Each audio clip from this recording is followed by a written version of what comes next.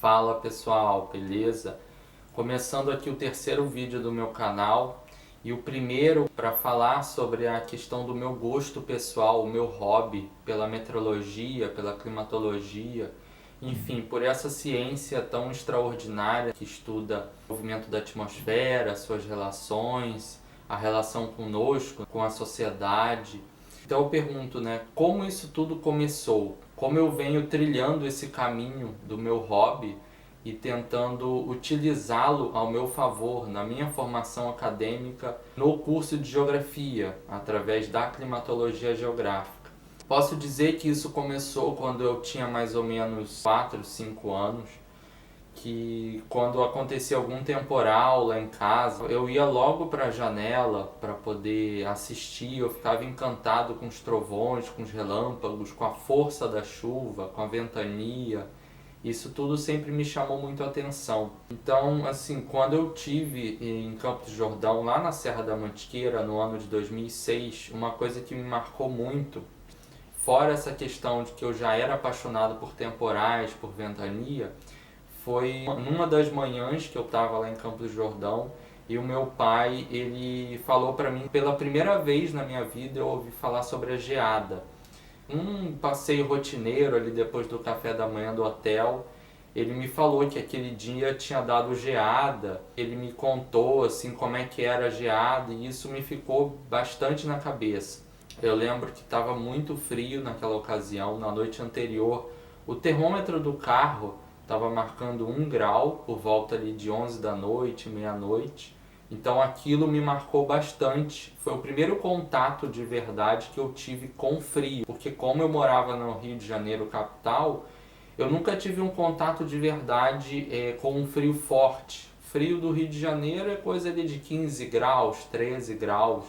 Então foi a primeira vez que eu vi no termômetro marcando 1 grau, temperaturas próximas a zero. E na sequência, no ano de 2008, 2009, eu me lembro bastante de algumas reportagens passando pela TV sobre neve, que estava nevando na Serra Gaúcha, na Serra Catarinense, nos meses ali entre junho e setembro. Isso foi outro contato que eu tive mais distante assim com relação ao frio. Foi a primeira vez que eu tinha me atentado a ver a questão da neve no Brasil. Então aquilo também me marcou bastante. Aí eu comecei a pesquisar muito, né, sobre essa questão das cidades que têm registro de neve no Brasil, onde se localizam, altitude. Aí que eu comecei a entender mais e me interessar mais por essa questão do frio. Ali no ano de 2010, eu fui para a Serra Gaúcha, me encantei muito porque foi meu contato mais verdadeiro com frio, né? Tirando aquela ocasião do ano de 2006 em Campos do Jordão.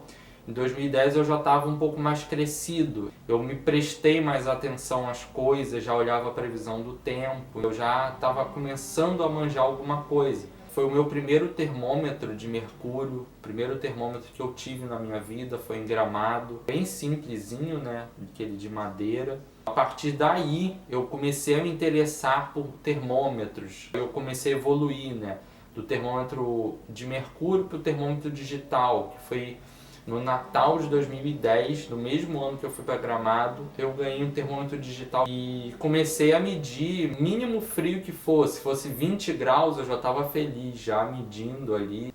Aí veio o inverno de 2011, que foi um inverno assim, relativamente forte no sudeste, tivemos algumas massas de ar polar que trouxeram baixas temperaturas lá. Tivemos geadas amplas lá no estado de São Paulo, em Minas, na Serra do Rio. Aí eu comecei a prestar mais atenção, comecei a querer medir. Inclusive eu medi 13 graus na minha casa. Eu lembro da noite que eu estava muito ansioso, muito animado, que a temperatura do termômetro não parava de cair. Foi nesse caminho do termômetro digital ali, entre o ano de 2011 e 2012, começando a aprender um pouco mais. Aí no ano de 2013 eu conheci a estação meteorológica do Parque Nacional do Itatiaia. Eu, olhando lá na internet, uma das minhas pesquisas sobre a questão do frio, de geada e tudo mais, eu descobri o Brasil Abaixo de Zero, o fórum de meteorologia no qual hoje eu participo. e me trouxe muitas das minhas conquistas, me ajudou muito nesse caminho. Conheci pessoas ali que contribuíram, inclusive, para chegar onde eu estou hoje em dia, então tenho muito a agradecer ao Brasil Abaixo de Zero. No ano de 2013, através da estação meteorológica do PNI, eu comecei a lidar já, a ter uma outra visão sobre essa questão do frio, comecei a me aprofundar mais, a pesquisar mais, aprendi bastante coisa. Juntamente a isso, no ano de 2013, veio a fatídica neve do mês de julho, do final de julho de 2013, onde tivemos aí o registro de neve em mais de 100 cidades do sul do Brasil, inclusive pontualmente até fora da região sul, né, no sul de São Paulo, no sul do Mato Grosso do Sul. Foi um evento que me marcou muito, porque assim, mostrou, né, a questão da neve de forma ampla. Já estava começando a engatinhar nesse meio aí. Eu via estações meteorológicas assim caríssimas na internet, que eu pensava, caramba, será que um dia eu vou conseguir? E isso tudo foi evoluindo muito ali no ano de 2014, que a gente teve um inverno muito fraco, mas mesmo assim eu comecei a aprender mais, fazer meus contatos dentro da meteorologia. No ano de 2015, eu finalmente me registrei no Brasil Abaixo de Zero. Até então eu tinha só lido por fora, não tinha feito conta nenhuma. E ali foi no período mais ou menos que eu conheci pessoalmente o PNI. Conheci a estação meteorológica de lá, eu fiquei muito animado com aquilo. Ao longo do ano de 2015, eu e o William Siqueira, que foi a primeira pessoa no meio da meteorologia que eu conheci, conversamos sobre esse negócio de estação, alguns locais. Na época, a Mantiqueira quase não tinha estação meteorológica, era uma área muito desconhecida, a galera sabia que fazia muito frio lá, porém não tínhamos estações meteorológicas para medir esses dados e comprovar isso. Então a gente estava naquela missão de começar a descobrir locais que pudessem fazer muito frio, mais frio do que aquilo que era divulgado, que a gente conhecia. Aí eu particularmente conheci o Cantinho Verde, lá no bairro da Vargem Grande, em Ritamonte, no sul de Minas. Falei, a gente tem que colocar uma estação aqui. Aí eu me juntei com o William Siqueira, a gente organizou uma vaquinha no Brasil Abaixo de Zero, divulgamos.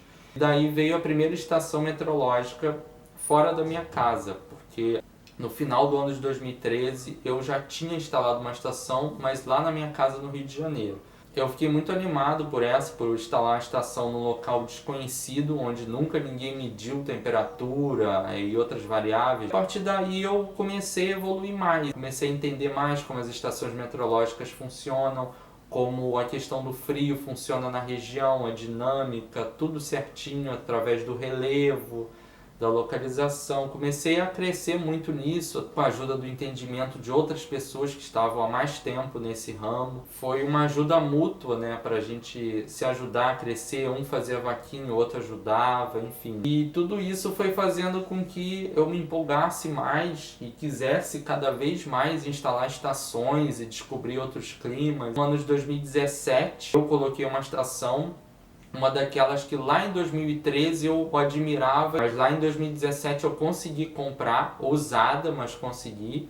Instalei lá no Garrafão, que é um bairro ali entre Alagoa e Baipendi, também no sul de Minas. Gostei muito do lugar, só que não tinha internet na época, então o caseiro lá anotava os dados da estação para mim, mínima e máxima. No ano de 2018 eu conheci o bairro do Charco, que inclusive é um lugar que eu tenho muito afeto, um lugar que até hoje me acompanha nos dados. Através dele, né, que eu faço meus trabalhos da faculdade, o meu próprio TCC, a minha formação acadêmica, são com os dados das estações meteorológicas que eu instalei no bairro do Charco, que fica lá no município de Delfim Moreira, no sul de Minas Gerais.